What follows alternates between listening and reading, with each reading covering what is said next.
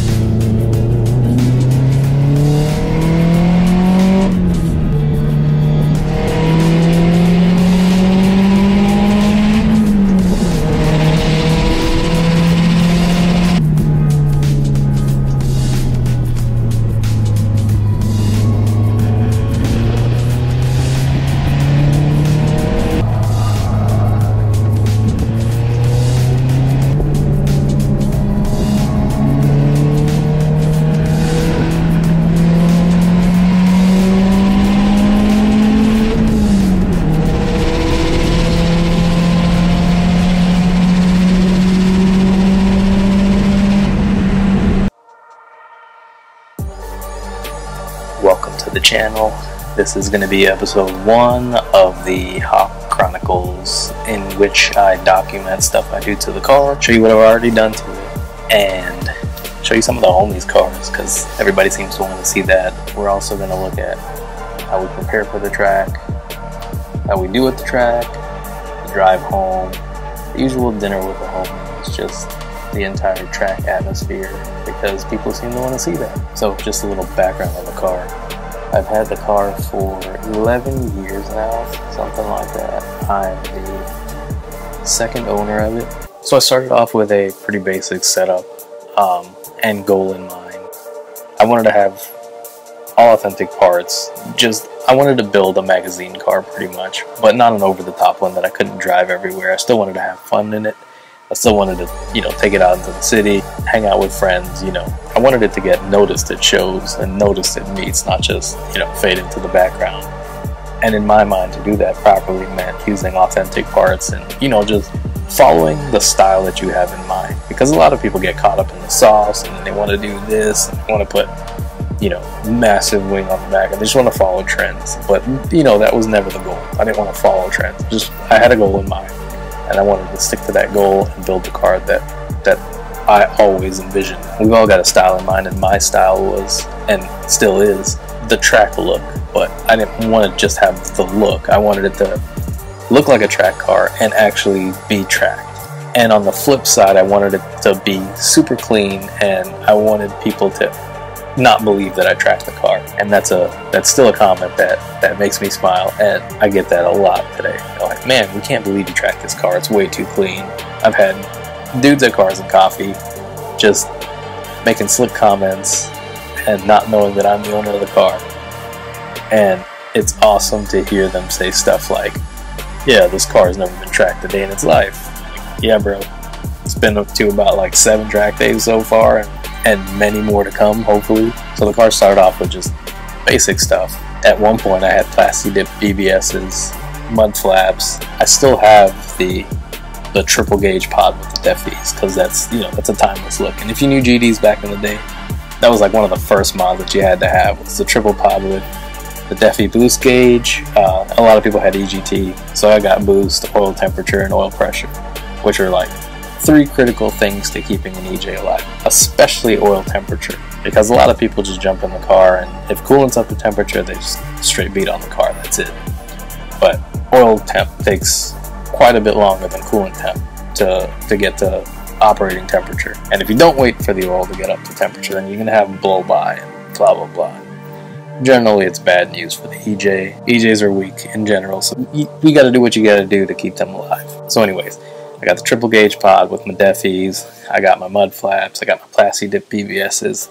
I was awesome. And then I got a Works Bell quick release, splash hub, Sparco 330 wheel, and I was like, man, I am awesome now. And I went to my first show and I was like, nobody cares. So I was like, I need to step it up again. Tracking was not on the horizon even at this point. So it was just like, how do I look good at shows? Just keeping authenticity in mind, but how do I, just stand out? Car needs to be lower. I'm still stock height. I ended up getting some Field 441 coilovers, the very first generation for the GD. The car was like super low. I thought it was awesome. Could barely get off the jack stand. I let the suspension settle and they just ate up the stock tires, which were still on the car at this point. I called around to try to get an alignment done. Nobody in Tennessee could guarantee the car would even get on their rack to do an alignment, so necessity is the mother of invention. I taught myself how to align the car using the string method, so box the car up in the string and got the toe set properly. I made myself a camera gauge, which you guys are going to see all this in future videos because I intend to document as much as I can, and this is part of it. So I made myself a camera gauge, got that set up. The car was aligned now, but the tires were chewed up, so I needed wheels and tires now. So I didn't want to just put tires on the BBSs, so I ended up getting a set of Work XD9s and 18x9 plus 43. They barely cleared the front Brembos, but all was good. Threw them on. Super excited. Didn't raise the coils at all.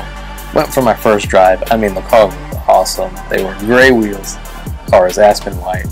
So, first bump on the freeway, just all four corners rough. And I'm like, man, what did the car does not love this. I felt like a terrible owner. I get home and there's pieces of tire just shredded, like the pieces of tire hit the side of the car. It was a mess. And I was like, man, what am I doing? Did some research.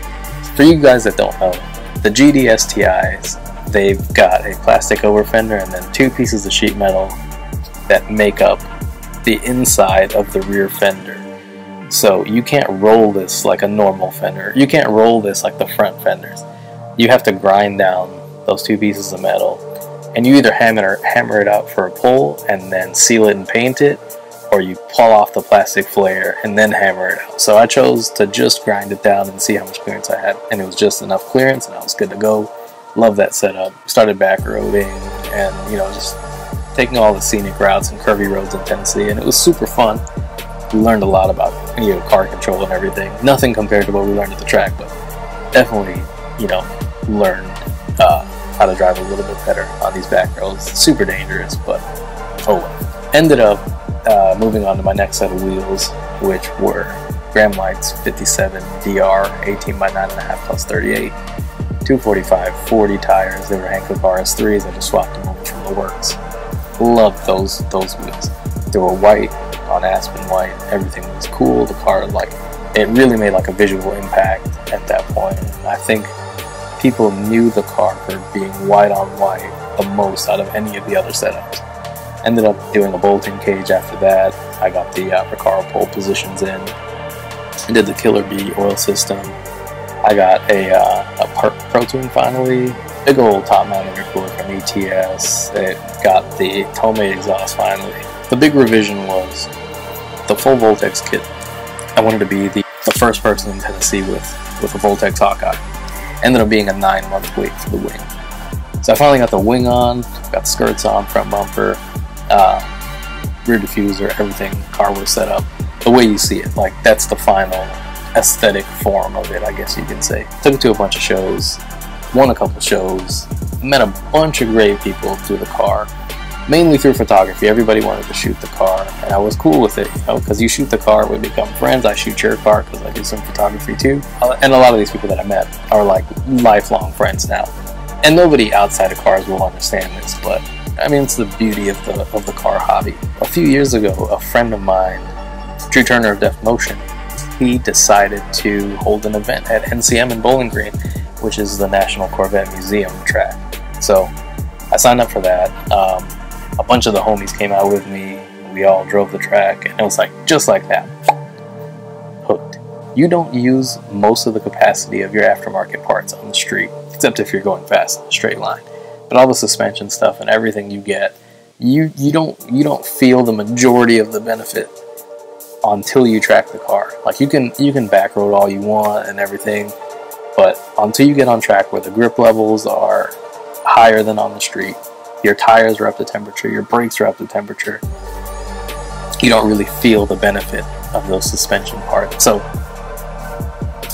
the car went through revisions after that. All the parts that I thought were great, some of them were great, a lot of them needed to be revised, and I had to revisit some stuff like the brakes and boost control and things like that to have the car at a point where you can track it as safely as possible, as reliably as possible for a Subaru. There's so much going on when you're tracking that the less you have to worry about as far as the car goes, the better.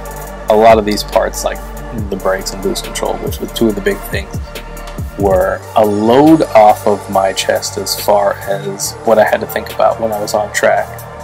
So external wastegate was great. I didn't have to worry about boost creep anymore. I didn't have to worry about SpongeBob towing the throttle because I was over boosting. Everything was good now.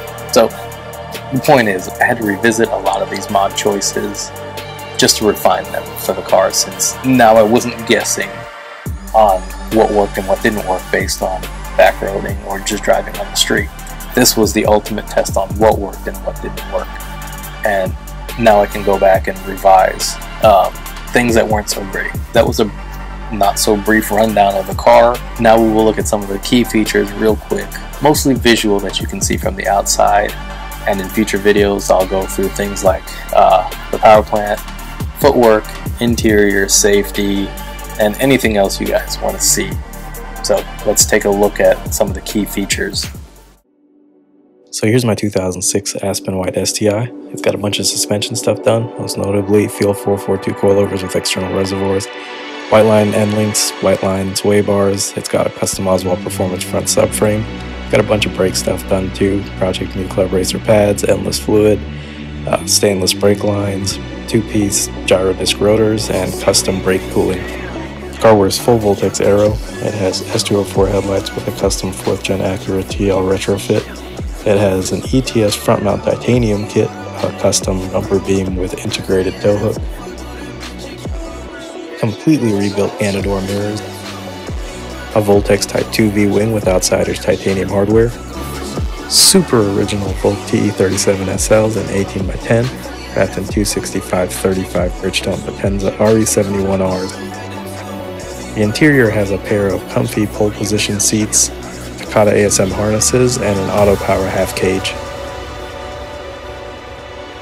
Out back we have a full titanium exhaust system provided by Tomei, as well as a Voltex diffuser.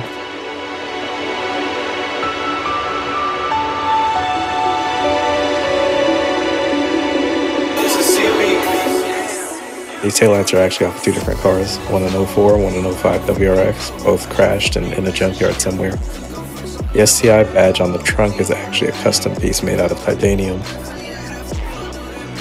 A Halgard H3R fire extinguisher resides on a quick release mount behind the driver's seat. Driver controls are provided by a Sparco 330mm suede wheel with custom switch panel for cruise control. An Innovate LC1 wideband helps us keep track of air-fuel ratio. And a CAE shifter helps us roll through the gears with ease. Finally, a religiously maintained stock block EJ257 with complete Killer Bee oiling system, Killer Bee headers, external wastegate, custom catch cans, and a Pro Tune somehow keep this car moving.